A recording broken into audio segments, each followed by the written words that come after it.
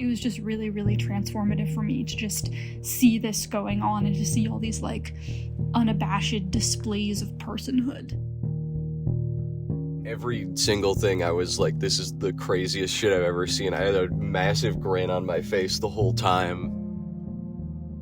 I already like kind of knew that this was something that I loved when they were like, oh, waltz with your friends and stuff like that. And I actually did, and it was like, wow, this is actually beautiful. This is what community is all about.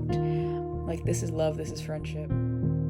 It's stuff like that that gives me a little more faith in people.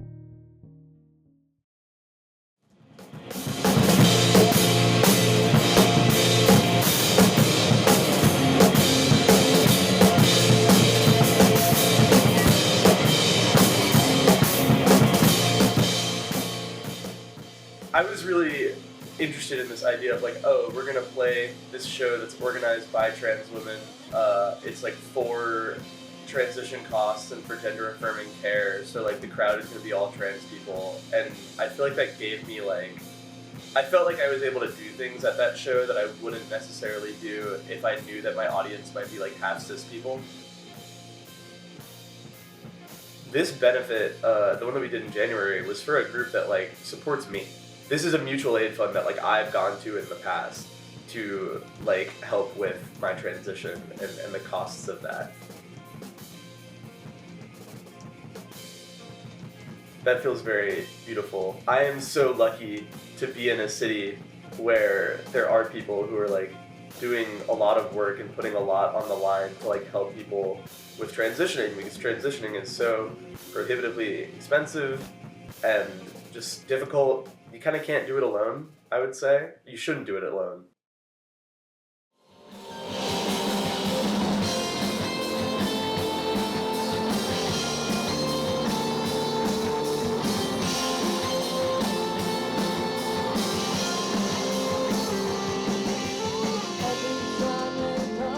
I think mutual aid and like helping your community and your neighbors is probably the most punk rock thing you can do. I think organizing your community, getting to know your neighbors, like all of these things are so important. The way it works is like people email me, they ask for help, we send them money, and that's kind of the end of the exchange. When you're a small band, you quite literally do everything yourself. You book yourself, you make your own merch, you buy your own gear, you probably run your own sound at the show, you coordinate your own practices, your own transportation, the whole nine. So, you know, I've just been so used to running my band with these ethos, so it's all I know. So it's kind of easy for the nonprofit to run the same way. I throw a benefit fundraiser show. At this point, it's a little biannually. There's no like real rhyme or reason to like when it is, but the most recent one we just did was on March 6, 2026 at the First Unitarian Church here in Philadelphia. It's about a 500 capacity room. So to date, it is the biggest one that we've ever done. Over almost 300 people came. We raised a lot of money. A lot of people had a lot of fun. It was just a really beautiful night.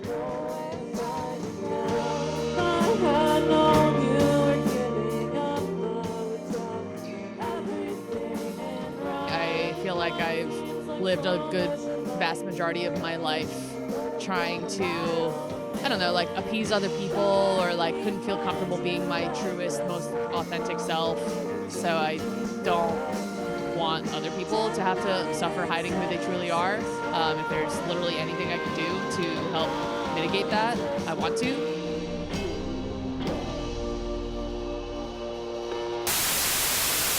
It invalidated every trans Kansan's driver's license. A new report finds LGBTQ Americans are among the most likely targets of those attacks. Threatening to block funds for hospitals and clinics that give pediatric gender-affirming care. What we're seeing right now out of the Trump administration is an attack on a vulnerable community for their own political purposes. Tonight we're hearing from local LGBTQ plus leaders who say the hospital's decision is an abandonment of their community.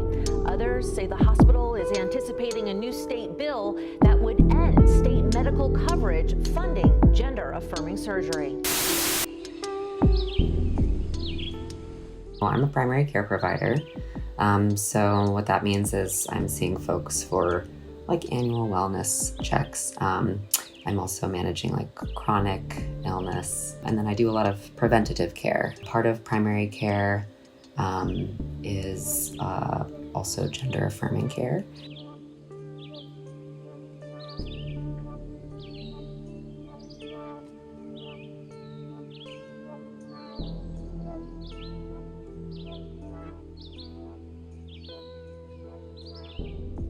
It's like obviously healthcare, like paying for things like hormones. If you want to go get the surgeries, paying for the surgeries. But it's also just like the employment discrimination that you face, being someone who doesn't neatly fit a gendered box in a very neatly gendered work environment, right?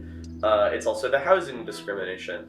It's the fact that trans people carry less generational wealth. You know, if you have never had the support in your family, or your other support networks, your school, your peers, you might not feel comfortable accessing care just from personal experience of being shut down in other places, feeling like your safety was at risk in other places.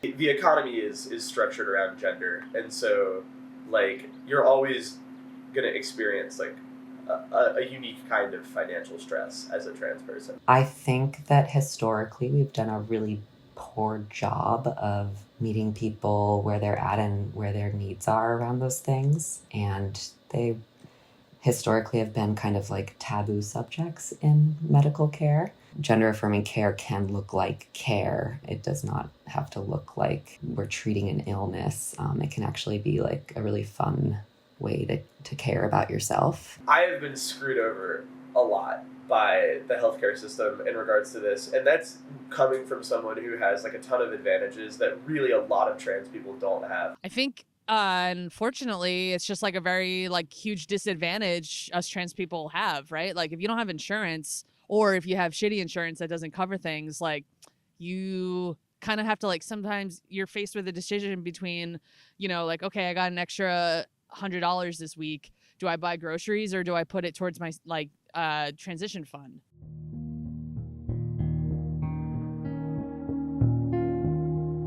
There are also spaces who really like care for their community, because house shows and music and shit like this is all about community.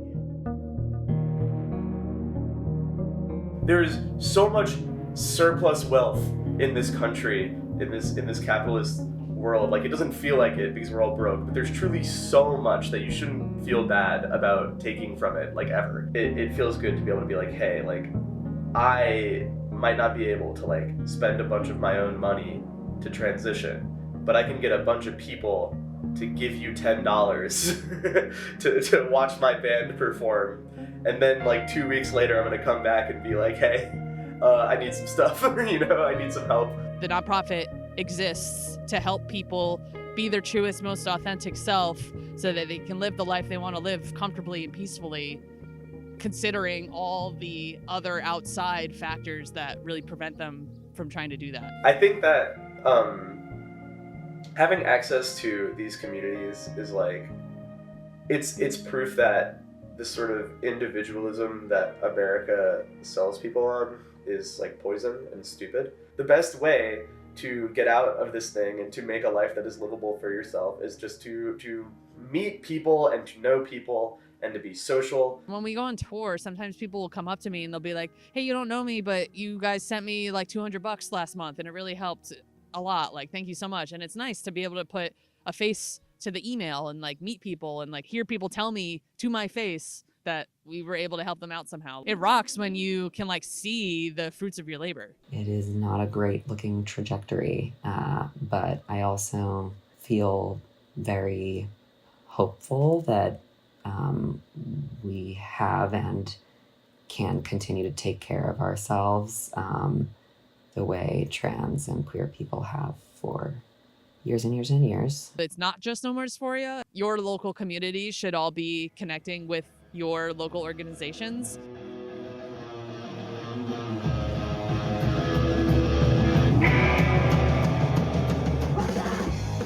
It looks like getting involved locally, doing the fight on a small scale. The kindness of strangers can actually change your life, like in a lot of ways.